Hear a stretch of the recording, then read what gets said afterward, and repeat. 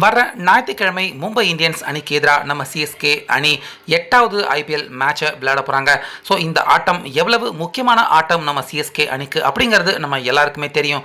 கண்டிப்பாக ஜெயிச்சா play off வாய்ப்பை தக்க வச்சுக்கலாம். ஸோ இந்த சூழ்நிலையில் நம்ம சிஎஸ்கே அணியின் சிஇஓ காசி விஸ்வநாதன் அவர்கள் நம்ம தோனி அவருக்கு முக்கியமான சிக்னல் ஒன்று கொடுத்துருக்காரு.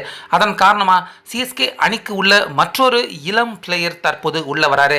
இதனால கம்ப்ளீட்டாக சிஎஸ்கே அணியின் ஓப்பனிங் மாற இருக்கு. அதே போல சிஎஸ்கே அணியின் பிளேயிங் 11 பார்க்குறப்ப இது தாண்டா பிளேயிங் 11 அப்படின்னு எல்லாருமே சொல்ற மாதிரியான ஒரு தரமான பிளேயிங் 11ஐயும் தற்போது அடுத்து வரப்போற ஆட்டங்களுக்காக நம்ம தோனி அவர்கள் தேர்வு செஞ்சிருக்காரு. அதாவது இந்த தொடர் ஆரம்பத்தில் இருந்தே நம்ம சிஎஸ்கே அணி சந்திச்சது ஒரே ஒரு மிகப்பெரிய பிரச்சனை தான். ஓப்பனிங் சரி கிடையாது, மிடில் ஆர்டர் சரி கிடையாது, பவர் பிளே முடியறதுக்குள்ள பெரிய ஸ்கோரும் எடுக்கிறது கிடையாது. இதன் காரணமாகவே அடுத்தடுத்த ஆட்டங்களில் தொடர்ந்து சிஎஸ்கே அணி தோல்வி அடைஞ்சுக்கிட்டு இருந்தாங்க.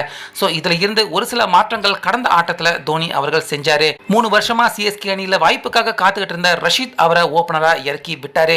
அது சிஎஸ்கே அணிக்கு ரொம்ப பெரிய பலனை கொடுத்தது மட்டும் இல்லாம மேட்சும் ஜெயிக்க முடிஞ்சது. ஸோ இப்படி இருக்க அடுத்த ஆட்டங்கள்ல இதே போல ஒவ்வொரு இளம் பிளேயர்களை சிஎஸ்கே அணியில இருக்கிற பிளேயர்களை ஒவ்வொருத்தரா சிஎஸ்கே அணியில இணைக்கிற முயற்சியில தோனி அவர்கள் ஈடுபட்டிருக்காரு. இதுக்கு சிஇஓ காசி விஸ்வநாதன் அவர்களும் கிரீன் சிக்னல் கொடுத்திருக்காங்க.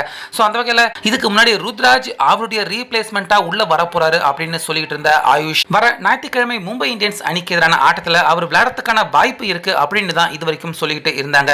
ஆனா தற்போது அந்த தகவல் 100% உறுதி ஆகியிருக்கு. ஆயுஷ் நம்ம சிஎஸ்கே அணியில் அபிஷியலா அவர் இணைஞ்சு ஞாயிற்றுக்கிழமை மும்பை இந்தியன்ஸ் அணிக்கு எதிரான விளையாட்டத்தில் ஆயுஷ் நம்ம சிஎஸ்கே அணிக்காக விளையாட போறாரு. ஸோ அவர் கூட இறங்க போற மற்றொரு ஓபனர் யாரு அப்படின்னு பார்த்தா ரஷீத். இவங்க 2 பேரும் தான் சிஎஸ்கே அணிக்கு புது இளம் ஓபனராக இந்த ஆட்டத்தில் களம் இறங்க போறாங்க. ரச்சின் அவர் 3வது பேட்ஸ்மேனாக இறங்க போறாரு. அதாவது ராகுல் திரிபாட்டி அவரை நீக்கிட்டு ரச்சின் 3வது இடத்துக்கு போறாரு. 4வது இடத்துல சிவம் துபே, 5வது இடத்துல விஜய் சங்கர் அவர் கூட நீக்கப்பட்டுட்டு அவருடைய இடத்துல பேடி அவர் விளையாடுறதுக்கான வாய்ப்புகள் இருக்கதா தெரியுது. ஆனா ஒரே நேரத்தில் மிகப்பெரிய மாற்றங்கள் அடுத்தடுத்து நிகழ்த்த வேணாம் அப்படின்னு தோனி அவர்கள் பொறுமை காத்து அடுத்தடுத்த ஆட்டங்களில் இவங்களுக்கு சான்ஸ் நிச்சயமா கிடைக்கும் அப்படின்னு தகவல் வெளியாயிருக்கு. 6வதா ரவீந்திர ஜடேஜா, 7வதா நம்ம MS தோனி, 8வதா அஸ்வின் அவர் விளையாடுவார் சென்னையில் அப்படின்னு பார்த்தா அஸ்வினுக்கு வாய்ப்பு கிடைக்கிறது சந்தேகம் அப்படிங்கிற மாதிரி தான் இருக்கு.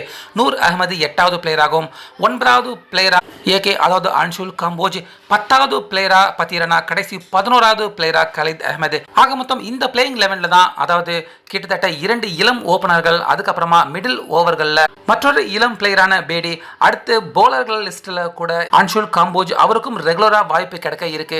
ஸோ ஆக மொத்தம் சிஎஸ்கே அணியில ஒரு இளம் பிளேயர்கள் கூட வாய்ப்பு கிடைக்காம இருந்த நேரத்தில் ரஷீத் அவருடைய வாய்ப்பை சரியா பயன்படுத்திக்கிட்டதால அடுத்தடுத்து சிஎஸ்கே அணியில தற்போது இளம் பிளேயர்களுக்கான வாய்ப்பு தரத்துக்கு நம்ம தோனி அவர்களே இப்ப முன் வந்திருக்காரு. அந்த வகையில் சிஎஸ்கே அணியின் பிளேயிங் 11 கம்ப்ளீட்டா மிகப்பெரிய அளவில் முன்பு எப்போதுமே நம்ம பார்க்காத அளவுக்கு மாற இருக்கு. ஸோ இது நம்ம சிஎஸ்கே அணிக்கு இந்த ஆண்டு ஐபிஎல்லையே நல்ல மிகப்பெரிய பலன் கொடுக்குமா? உங்க கருத்தை சொல்லுங்க.